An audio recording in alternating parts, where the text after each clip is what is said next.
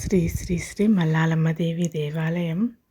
ఈరోజు మన temples of India from AP ఛానల్లో మల్లాలమ్మ దేవి దేవాలయం గురించి తెలుసుకుందాము. ఆదిపరాశక్తి 108 అవతారాలలో మల్లాలమ్మ దేవి అవతారం కూడా ఒకటని చెప్తారు. శ్రీశైలంలోని మల్లికార్జున స్వామి భక్తురాలు మల్లమ్మనే మల్లాలమ్మగా పిలుస్తారన్నమాట. అందరికీ నమస్కారం. Welcome to my channel temples of India from AP. ఇక్కడ మీరు చూస్తున్న దేవాలయం మల్లాలమ్మ దేవి టెంపుల్. సూర్యానగర్ 80 ఫీట్ రోడ్లో ఉంటుంది, అనంతపురంలో.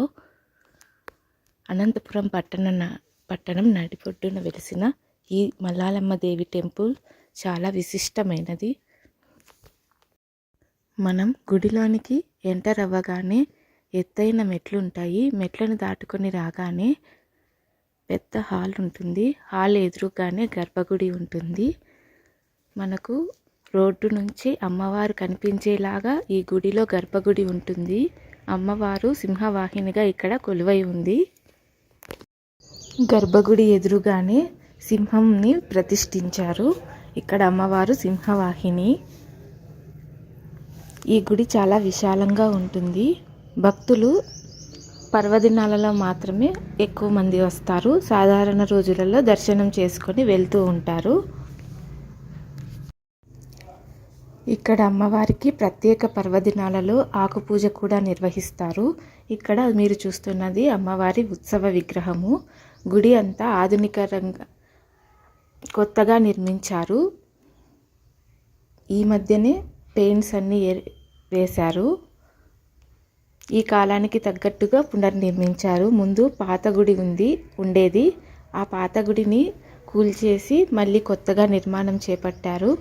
ఒక 3 సంవత్సరాలు ఉంటుంది ఈ గుడి కొత్తగా నిర్మాణం చేపట్టి.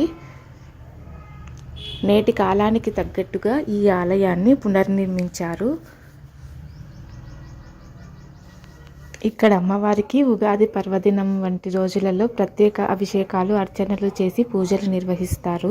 అలాగే దసరా నవరాత్రులలో ప్రత్యేక అలంకరణలతో అమ్మవారిని అలంకరించి భక్తులకు దర్శనం ఇప్పిస్తారు.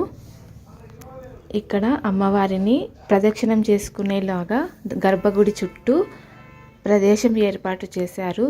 అలాగే గర్భగుడి బయట కూడా అమ్మవారి విగ్రహాలు ప్రతిష్టాపన చేయడం జరిగింది. ఇదంతా గుడి వెనుక భాగము. అమ్మవారు చాలా శక్తి స్వరూపిణి, ప్రసన్నవదనంతో దర్శనమిస్తారు. 108 శక్తి స్వరూపాలలో ఈ మల్లాలమ్మ దేవి ఆలయం అమ్మవారి స్వరూపం కూడా ఒకటి. వీడియో నచ్చితే లైక్ చేసి సబ్స్క్రైబ్ చేసుకోండి.